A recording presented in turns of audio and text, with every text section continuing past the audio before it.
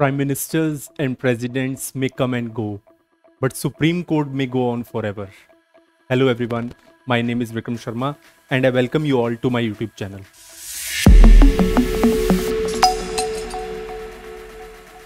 आज जो हम टॉपिक डिस्कस करने वाले हैं important recommendations of ARC2। ARC का फुल फॉर्म है एडमिनिस्ट्रेटिव रिफॉर्म्स कमीशन। देखिए मतलब ये टॉपिक मैं आपको ये बता देता हूं, it is the backbone of the GS for ethics as well as of the civil services. जो इंपॉर्टेंस हम हार्ट को, अपने दिल को बॉडी में देते हैं, वही इंपॉर्टेंस इस टॉपिक को एथिक्स में और UPSC सिविल सर्विसेज के बाकी सब्जेक्ट्स में दिया जाता है। बहुत ही ज़्यादा इंपॉर्टेंट टॉपिक है। जनरली लोग इसको अवॉइड करते हैं। एक तो थोड़ा उनको नॉलेज नहीं होती कई बार कि भाई ये कितना इंपॉर्टेंट टॉपिक है, दूसरा इसको समझना थोड़ा इतना आसान नहीं है। एक प्रॉपर इंसान जिसका काफ़ी बड़ा एक्सपीरियंस रहा हो एथिक्स पढ़ाने का, वही इसको अच्छे तरीके से बता सकता है। As I have told you that I am having a experience of more than 8 years of the offline coaching into the civil services. तो मैंने इन टॉपिक्स को बहुत पढ़ाया है एक टाइम से, तो सोचा आज कि आपको इससे जोड़ा जाए और आपको इसके बारे में थोड़ा बताया जाए। अगर आपका सपोर्ट रहा तो हम इसके ऊपर पूरा ARC का हम वीडियो कंस्ट्रक्ट करेंगे। अभी के लिए हम कुछ रिकमेंडेशंस पढ़ रहे हैं ARC2 की, जो हमारे कौन से सब्जेक्ट से इंपॉर्टेंट है हम समझते हैं। GS for ethics, integrity and aptitude सबसे इंपॉर्टेंट सब्जेक्ट है। देखिए आपका जो सिलेक्शन है ना, वो 3 सब्जेक्ट्स डिटरमाइन करते हैं। आप ध्यान से सुन लीजिए, एथिक्स, ऑप्शनल एंड एसे। क्योंकि GS जो होता है ना, इसमें एवरेज मार्क्स ही आते हैं बच्चों के, तो मेनली हमें इन तीनों को बिल्डअप करना चाहिए, एसे, एथिक्स एंड ऑप्शनल। और एथिक्स को जनरली मैंने देखा है कि लोगों ने उसे अवॉइड किया, हालांकि ये सब्जेक्ट 2013 में इंट्रोड्यूस किया गया था। थोड़ा लोगों को ऐसा लगता है कि बोरिंग है, स्टैटिक है, बट सब्जेक्ट अगर आपको लाइफ को समझना है ना, तो सबसे बेस्ट सब्जेक्ट है ये। तो उसमें से टॉपिक लिया गया है, दैट इज द ARC2। और ARC2 की बहुत सारी रिकमेंडेशंस हैं। देखिए पहली बार जब ARC बना, इट वाज द ईयर 1966। उसके बाद भी ARC की काफी सारी रिपोर्ट्स आई, जिसमें से मैं दिसंबर 2005 की रिपोर्ट में से एक टॉपिक उठा रहा हूं, ARC2 की रिकमेंडेशन का, code of conduct for the जजेस। सुप्रीम कोर्ट ने एक फुल कोर्ट मीटिंग करा था। The supreme court of India in इस full court meeting held on May 7, 1997। सभी ने एक चार्टर मतलब एक कानून, एक कॉन्स्टिट्यूशन टाइप अडॉप्ट किया, जिसका हेडिंग दिया गया restatement of values of judicial life known as the conduct for the जजेस। इस टॉपिक को अडॉप्ट किया गया और कुछ वैल्यूज, कुछ पॉइंट्स दिए गए कि सुप्रीम कोर्ट को क्या क्या फॉलो करना चाहिए, या फिर जजेस के लिए क्या एथिकल कोड ऑफ कंडक्ट होना चाहिए। तो तब से हमने ये देखा कि आज तक सुप्रीम कोर्ट, देखिए सुप्रीम कोर्ट इज फाइनल, उनसे ऊपर कुछ भी नहीं है। The courts of courts, the court above all the courts is called as supreme court. उससे ऊपर कुछ है ही नहीं दुनिया में। बट उनको भी है, तो वो भी कॉन्स्टिट्यूशन के अंडर ही, उनको भी कुछ चीजों को फॉलो करके काम करना होता है। तो वही ARC2 में बोली गई है। अब उन्हें अच्छे समझेंगे आप, एक एक वर्ड को, एक एक लाइन को। बहुत ही ज्यादा इंपॉर्टेंट लेक्चर है। आप एक एक वर्ड को, लाइन को अच्छे समझिए, उसको लिख लीजिए। बार बार मैं नहीं कहूंगा बार बार पढ़िए, एक बार पॉइंट आपने लिख लिए, रजिस्टर में लिख लीजिए, दैट्स सफिशिएंट, ओके। और मैंने आपको बोला है कि अगर आपको रिक्वायर होगा तो हम पूरे ARC का हम इसके ऊपर वीडियो कंस्ट्रक्ट कर देंगे, ओके। तो पहला देखते हैं, justice must not merely be done but it must also seen to be done. The behaviour and conduct of members of the judiciary must reaffirm the people's faith in the impartiality of the judiciary. Justice जो है, justice is the will of the state, justice is a virtue. Justice एक virtue है, एक good deed है। तो यहां पे क्या कहा गया है कि जस्टिस सिर्फ न्याय मतलब दे देना कि आज कोर्ट में केस लगा, उसने जुर्म किया है और फांसी चढ़ा दो, ये कोई जस्टिस देना नहीं हुआ। जस्टिस लोगों को दिखना चाहिए कि एक न्यायिक प्रक्रिया चल रही है, एक इम्पार्शियल तरीके से।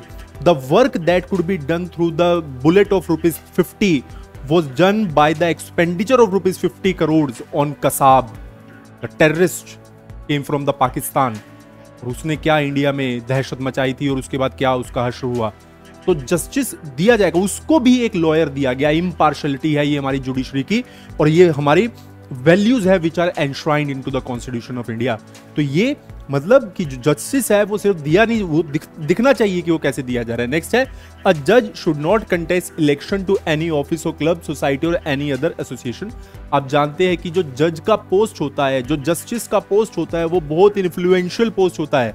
तो जज किसी भी ऑफिस या क्लब के किसी भी इलेक्शन के लिए वो कंटेस्ट नहीं कर सकते।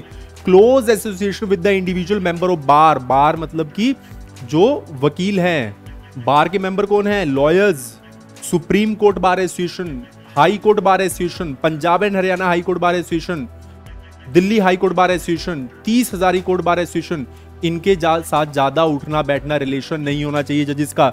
अ जज should not permit any member of his immediate family, जो बिल्कुल उनकी इमीडिएट फैमिली है, जैसे उनकी बेटा हो गया, उनकी बहू हो गई, उनके बेटे हो गए, या फिर उनके जो डॉटर इन लॉ है, सन इन लॉ है, जो भी हो गए, उनको अपने रेजिडेंस में रखना, या फिर किसी केस में वो जो केस लड़ रहे हैं उसमें जज खुद बैठे हों, मतलब वो किसी केस में उनके बेटे रिप्रेजेंट कर रहे हैं और जज, वो पर्टिकुलर जज ही अपने बेटे का केस देख रहे हैं, तो ये तो थोड़ा कन्फ्लिक्ट ऑफ इंटरेस्ट हो जाएगा और शायद से कोई पिता अपने बेटे को हारता हुआ नहीं देख सकता। तो वही बोला गया है, a member of his family who is a member to the bar shall be permitted to use his residence. तो ये भी बोला गया है कि उनको परमिट किया जाएगा। देन आफ्टर दैट अ जज should practice a degree of aloofness. Aloofness क्या होता है? मतलब एक डिस्टेंस, एक फीलिंग में डिस्टेंस रखना।